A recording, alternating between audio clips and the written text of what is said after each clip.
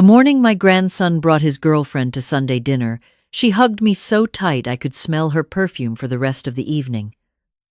Jasmine, sweet and a little too strong, the way cheap things sometimes are. I remember thinking she was trying too hard. I should have trusted that feeling. My name is Dorothy. I am 69 years old. I live alone in the same house I shared with my husband Gerald for 31 years on Birchwood Lane in Clarksville, Tennessee.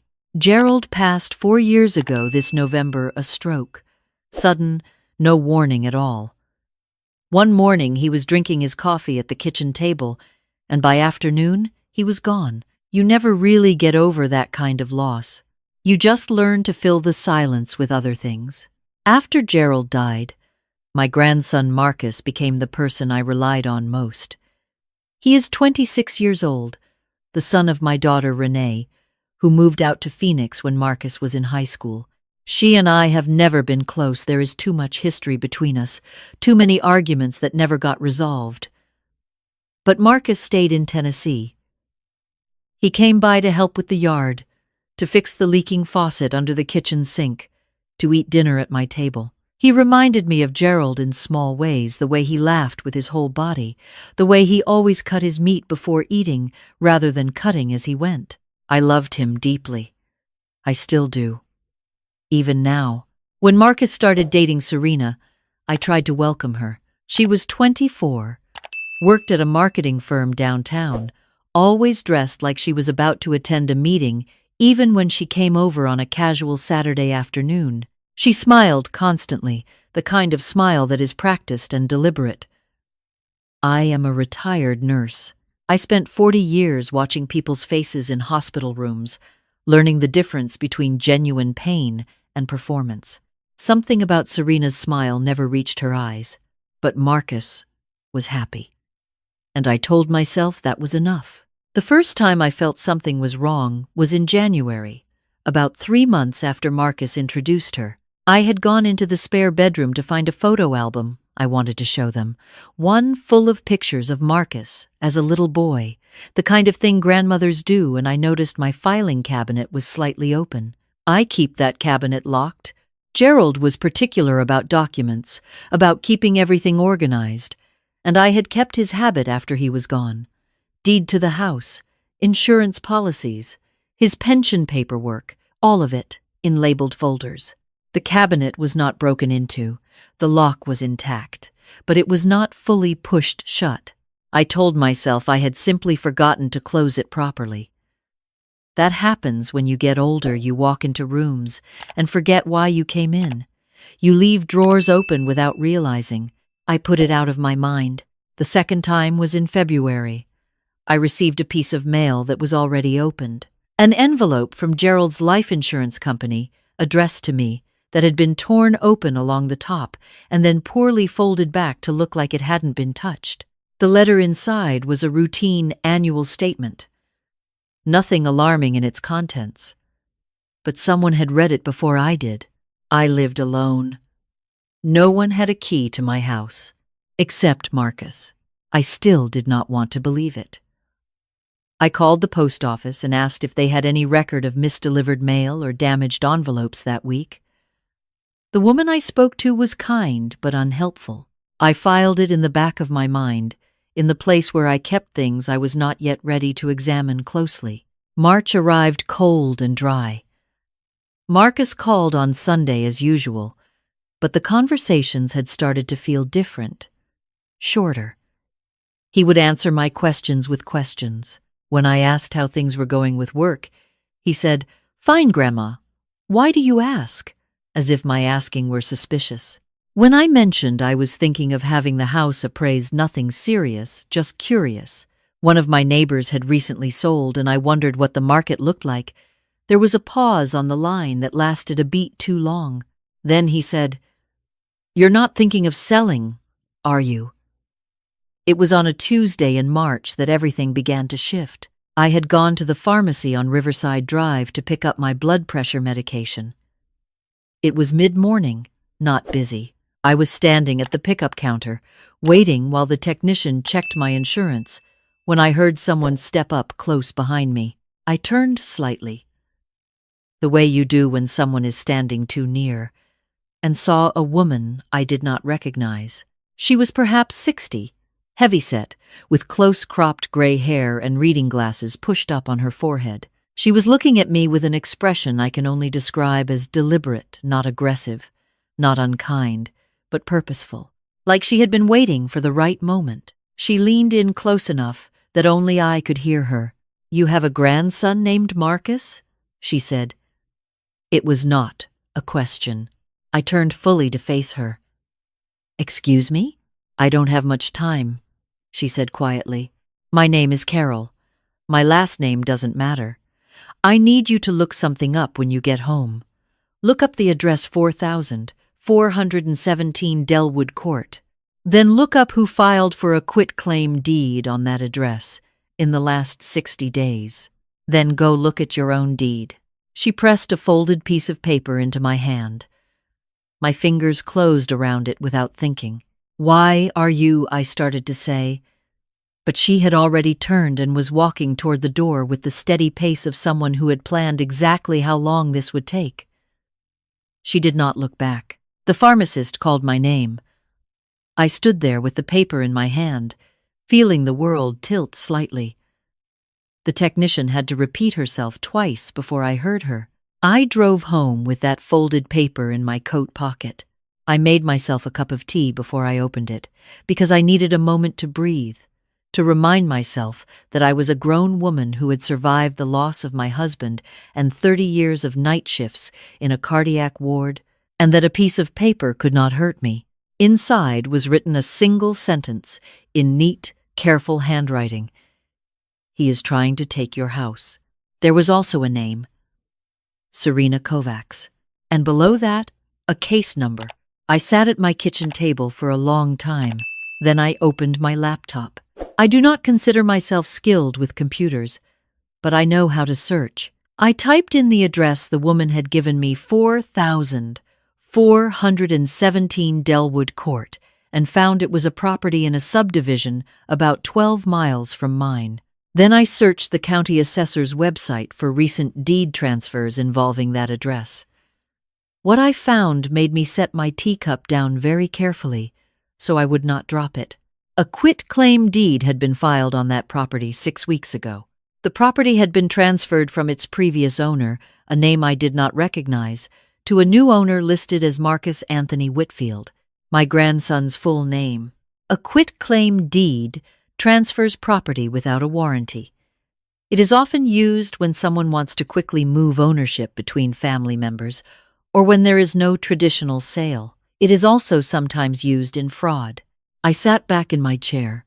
Then I went to the fireproof box where I keep copies of all my important documents separate from the filing cabinet, tucked in the back of my bedroom closet, and I took out the deed to my house on Birchwood Lane. I read every line of it. It looked exactly as I remembered it.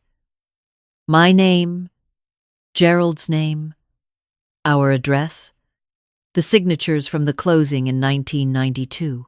But then I looked at the notary stamp. The notary listed was someone named Patricia Gould. I had never heard that name in my life. The notary at our original closing was a man named Howard Briggs.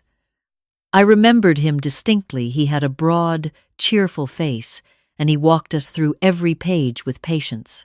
This was not the original deed. Someone had replaced the deed in my filing cabinet with a copy that looked almost identical, but was not.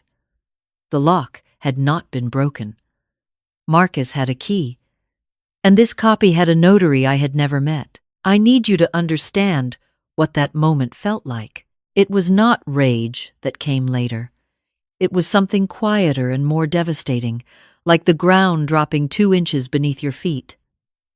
This was my grandson, the boy whose Halloween costumes I had helped make, the young man who had held my hand at Gerald's funeral and told me, "Grandma." That boy had been inside my home, inside my filing cabinet, with a forged document he intended to use against me. I did not sleep that night. The next morning I called an attorney.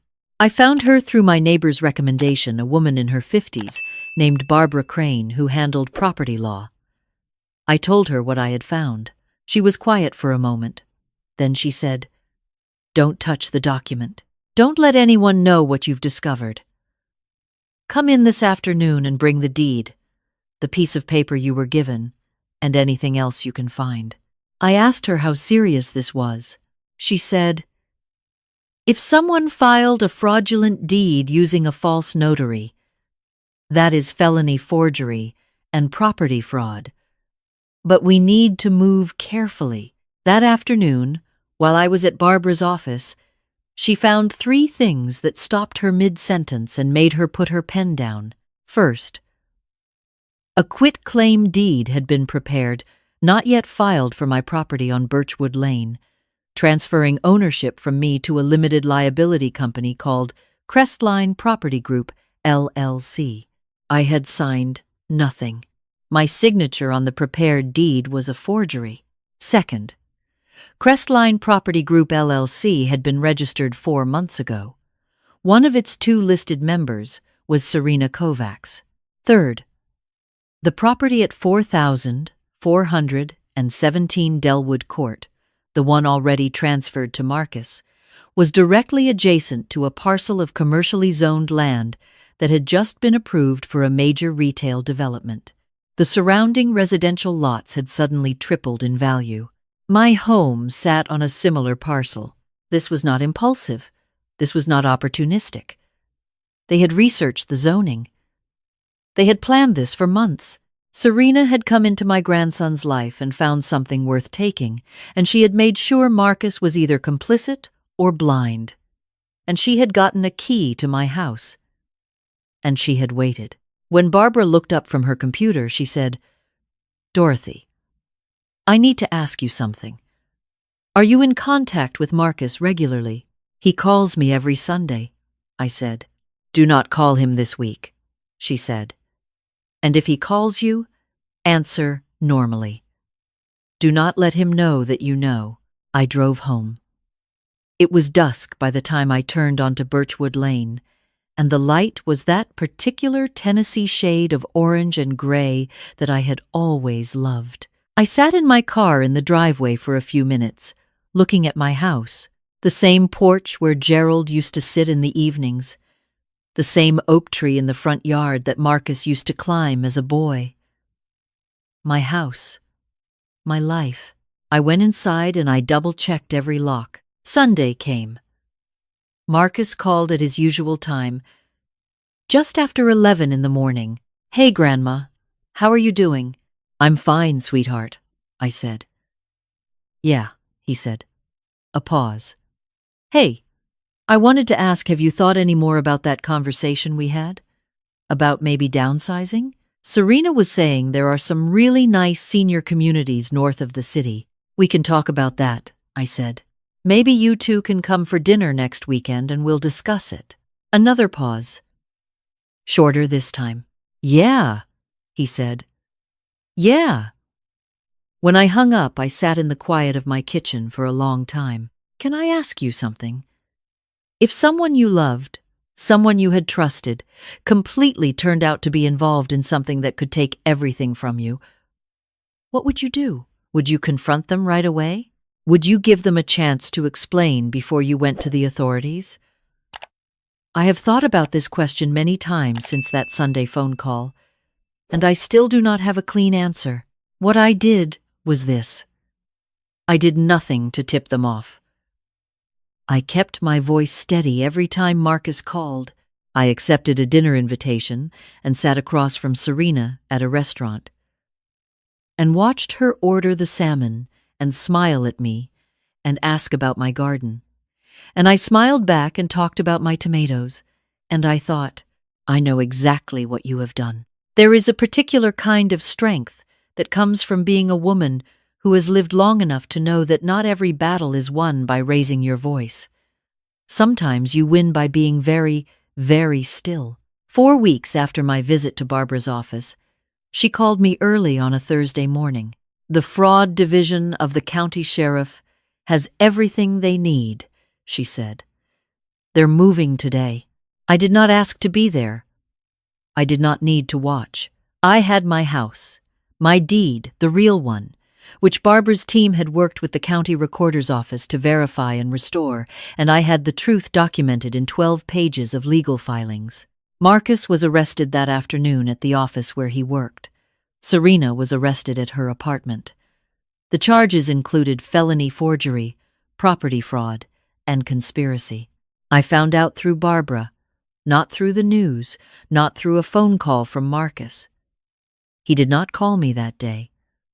I think he was too ashamed. Or maybe he thought I still did not know, right up until the moment they put his hands behind his back. The woman from the pharmacy, Carol, I never found out her full name. Barbara made inquiries and discovered that she was the mother of a woman who had lost her home in a similar scheme 2 years earlier, in a county just east of ours. Her daughter had not been as lucky as I was. The deed had already been transferred and resold before the fraud was discovered, and by then the legal recovery was nearly impossible. Carol had started quietly watching for similar patterns in public property filings. She had seen Marcus's name. She had found me. I wrote her a letter. I do not know if she received it.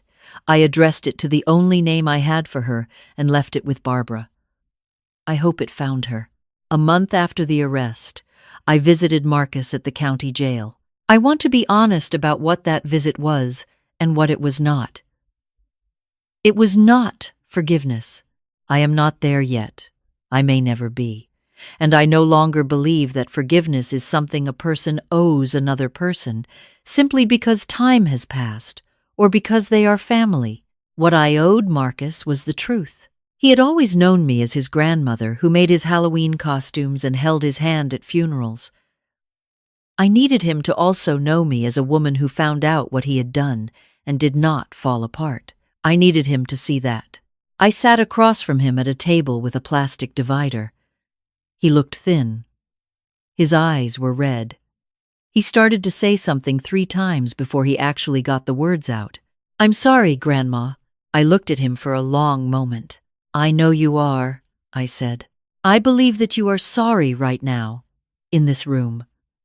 I don't know yet what that means for later." He started to cry.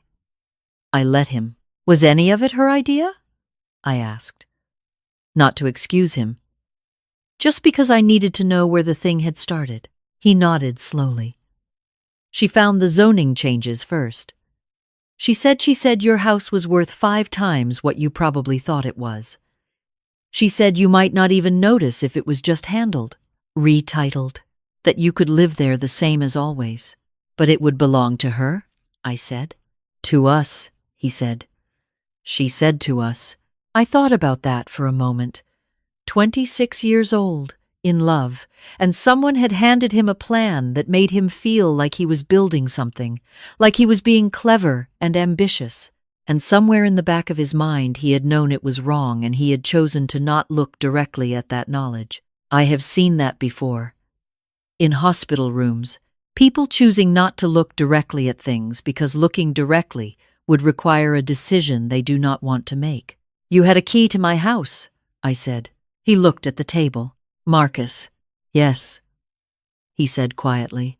"I want it back," I said. "When you get out, whenever that is, if you want any kind of relationship with me, you come to my door and you knock like a guest until I decide otherwise. Do you understand me?" He nodded. He was still crying. I stood up. I thanked the officer at the door. I walked out into the afternoon light and I stood in the parking lot for a minute, breathing the cold air. And I thought about Gerald. I thought about what he would have said. Gerald was a gentleman, but he was not a man who tolerated dishonesty. I think he would have done exactly what I did. I think he would have held my hand in the parking lot and told me to stop standing in the cold and get back in the car. I got back in the car. The house on Birchwood Lane is still mine. Barbara tells me the property value in my neighborhood has increased significantly since the development was approved, which means that what was almost stolen from me is worth more than I ever expected. I am not selling. I planted a new rose bush along the front fence in April. I painted the porch railing the same color it was when Gerald and I first moved in. I had the locks changed, the good kind, the kind a locksmith recommends. And I changed my filing cabinet lock. The only key is on a chain I wear around my neck. People ask me sometimes, mostly neighbors, people at my church, how I caught it in time. I tell them about Carol, about the pharmacy, about the folded piece of paper. They always look surprised, the way people do when a story turns on a detail that small. A stranger at a pharmacy counter, a name and a case number, a woman who had already lost something and decided she was not going to let it happen to someone else if she could help it. I believe there is something in people that reaches toward each other in moments like this, something that says, I know this particular kind of danger. I have been here. Let me put out my hand. I believe in that. I have to believe in that. What I know now, at 69 years old, that I did not fully understand before all of this, is that paying attention is not paranoia. Noticing when a cabinet is slightly ajar, when a letter has been opened, when a pause on a telephone lasts a beat too long, that is not anxiety. That is wisdom. That is the accumulated knowledge of a life lived carefully. Do not let anyone tell you that your instincts are old-fashioned or excessive. Your instincts are yours. They belong to you. Trust them. I still think about Serena's smile. That practiced, hollow smile that I could not name at the beginning. I think about how long she must have held it in place at Sunday dinners, at the pharmacy, at the dinner where she ordered salmon and asked about my garden. How much energy that must have required. How empty it must feel inside a smile like that. I do not feel sorry for her. But I think about her. Marcus's case is still working through the courts. I do not know yet what the outcome will be. I go to see him every few weeks. We do not talk about what happened, not anymore. Not right now. We talk about small things. How the rosebush is doing. What the weather has been like. Once, he told me he had started reading, which he had never done much before. He told me the name of the book. I wrote it down when I got home, and I thought, that is something. It is small, and it is something. I am not waiting for things to go back to the way they were. They will not go back. That is not how life works, and I am too old to pretend otherwise. What I am waiting for is something harder and slower and more real than that, for Marcus to become the person I know he is capable of being, in spite of everything, in spite of the choice he made. I am waiting for that, the way you wait for spring in Tennessee, knowing it is going to come, not knowing exactly when, being patient with the cold in the meantime. My house is still standing on Birchwood Lane. The oak tree in the front yard is still there. Some evenings, when the light is right orange and gray, that particular Tennessee shade, I sit on the porch where Gerald used to sit, and I listen to the neighborhood settle into evening, and I feel something that is not quite peace, but is moving toward it. That is enough. For now, that is more than enough.